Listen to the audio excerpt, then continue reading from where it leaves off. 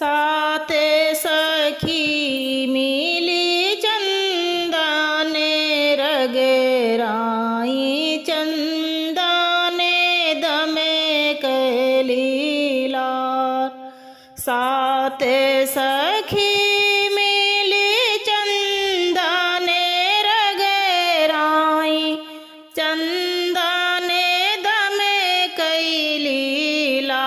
बड़े बड़े कुंवरे जे घोड़े वास जावाई कूदी के भैया से वार। बड़े बड़े कुंवरे जे घोड़े वास जावाई कूदी के भैया से वार। जाई के उतरे जानक जी के द्वारे होई दुआरे कै चार। जाई के उतरे जानक जी के द्वारे होई दुआरे कै चार। सबे केहू निहारे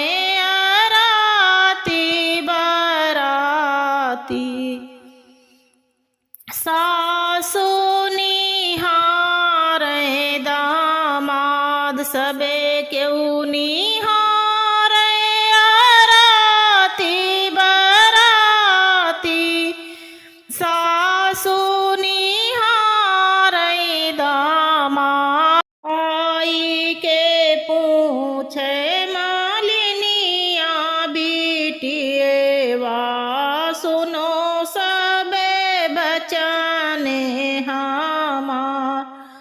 आई के पूछे मालिनिया बिटिए वा सुनो लोगे बचने हमार। कौन नहीं दुल्हे कौन दुल्हे बाबा यर कौन नहीं दुल्हे के भाई। कौन नहीं दुल्हे कौन दुल्हे बाबा कौन नहीं दुल्हे के भाई। मतीनी हाथिनिया पर चमकाते आवाई चमारे ढूराई चार्यू ओर। मतीनी हाथिनिया पर दमकाते आवे चमारे ढूराई चार्यू ओर। हथे वासु मिर्नी गले मुहारे कै माला वही आही बाबा हमार। हथे वासु मिर्नी गले मोतिया कै माला वही आही बाबा हमार। नदिया के तीरे तीरे घोड़ा दौड़ावा मुझे यहाँ तनी के रे खान। नदिया के तीरे तीरे घोड़ा दौड़ावे मुझे यहाँ तनी के रे खान। दांत बत्तीसी उनके चमकाते आवाए वही आही दुल्हे के भाई। दांत बत्तीसी उनके चमकाते आए वही आही दुल्हे के भाई। छोटी छोटी डोलिया यार छोटे वो हरेवा छोटे हैं प्यारे कहार। छोटी छोटी छोटी डोलिया अरे छोटे ओ हरेवा छोटे है चारे कहाँ सोने के मोरा सिर चमकाते आए वही आही दुलरू दामा सोने का मोरा सिर चमकाते आवाई वही आही दुलरू दामाद मड़ाए के नीचे दुल्हे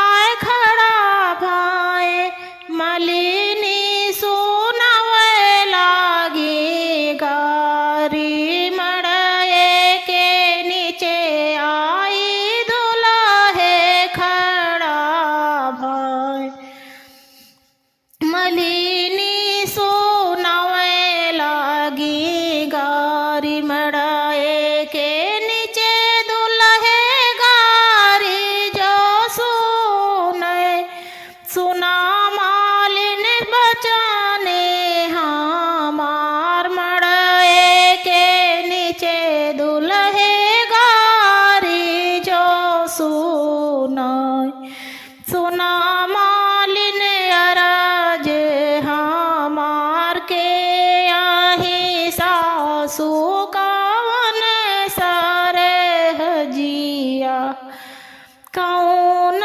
ही दुल्हन हमार कौनिया ही सासू कौन सारे हजिया कौन ही रनिया हमार जे दुल्हे तोरी हो आरती उताराई वही आही सासू तो हाँ जे दुल्हे तुम्हारी हो आरती उताराई वही आही सासू तो हाँ जे दुल्हे तू का हो बिरिया